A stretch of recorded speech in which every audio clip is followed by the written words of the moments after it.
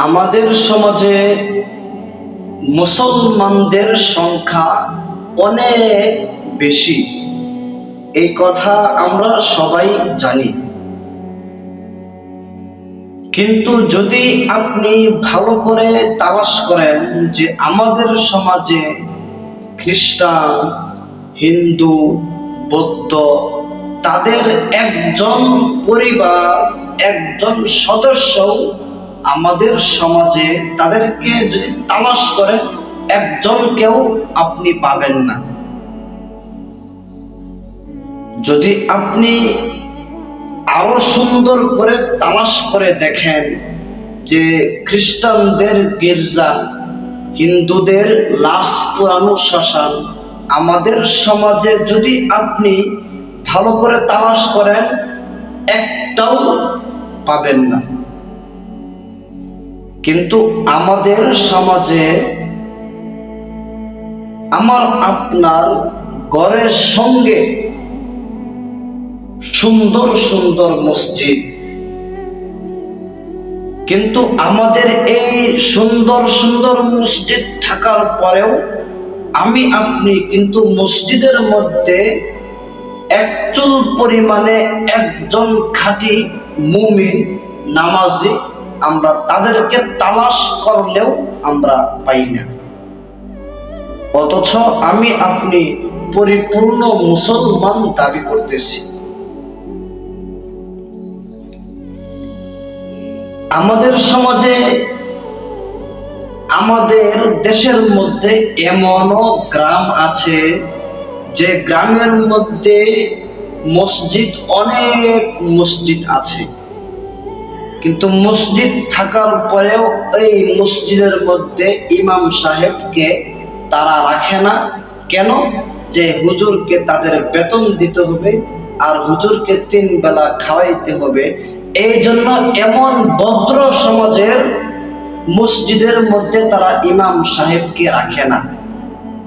অথচ ওই গ্রামের প্রতিটি ঘরের মধ্যে প্রতিটি মানুষ লক্ষ লক্ষ টাকার মালিক, কিন্তু তারপরেও তারা ইমাম সাহেবকে তাদের মসজিদে না রাখার কারণ হচ্ছে যে হুজুরকে বেতন দিতে হবে আর 3 বেলা হুজুরকে খাওয়াইতে হবে।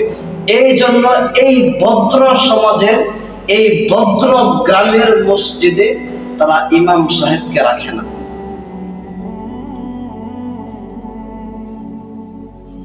অথচ আমাদের চোখের সামনে যখন আমাদের মা, আমাদের বাবা, যখন কোন সন্তান তার গালের মধ্যে দাড়ি রাখে, তখন তার মা বলতেছে, তোর মুখের মধ্যে দাড়ি, তোকে তো ভালো দেখা যায় না, যা তুই এখনই যা দাড়ি শেভ করে আস। মা তার সন্তানকে, দাড়ি রাখার পরে মা তার সন্তানকে এই কথা বলতেছে যে তোর মুখে দাড়ি মানায় না, যা এখনই যা দাড়ি শেভ করে আস। মা বাবা সন্তানকে এই কথা বলতেছে। আর আমাদের সমাজে আমাদের কেমন মা দেখেন, যে সন্তানকে ফজরের নামাজের সময় তার ঘুম ভাঙ্গে না, তাকে ডাক দেয় না ফজরের নামাজ পড়ানোর জন্য, নামাজ পড়ার জন্য। কেন? সকাল 6টার সময় আমার সন্তানের কোচিং আছে, ঘুম নষ্ট হবে। অথচ এই সন্তান সারা রাত জাগ্রত থেকে সে খ্রিস্টানদের খেলা দেখতেছে, কিন্তু মা কিছুই বলে না। ছোট ছোট সন্তান সকলের সামনে সারা রাত সজাগ থেকে তারা খেলা দেখতেছে, কিন্তু তার মা, তার বাবা কিছুই বলে না, তার বড় ভাই, তার বড় বোন কিছুই বলে না। অথচ এই সন্তানকেই তার মা ফজরের নামাজ পড়ার জন্য তাকে, তার ঘুম ভাঙ্গে না। কেন? সকাল 6টার সময় আমার সন্তানের কোচিং আছে। আবার সে পরিপূর্ণ মা দাবি করতেছে। এমন কাজ কোন ধরনের মা করে? যারা স্টাইলিং মা, যারা টাকাওয়ালা, যারা হারাম হালাল, যারা এখনো একটু পরিমাণে কিছুই পার্থক্য করতে পারে না। স্বামী কিসের টাকা উপার্জন করতেছে, হারাম নাকি হালাল, এইগুলো ওই স্ত্রী দেখে না, ওই মা এই টাকা দেখে না।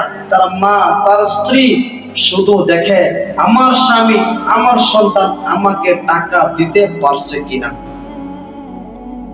এই জন্য বলছি ভাই, আল্লাহ তাআলা কিন্তু এই সবগুলোর বিচার আমার মালিক করবে একদিন। এজন্য আল্লাহ তাআলা বলছেন, ইন্না ইয়াউমাল ফাসলি কানা মিকাতা, নিশ্চয়ই বিচারের কিন্তু একটা নির্দিষ্ট একটা দিন আমার মালিক রেখে দিয়ে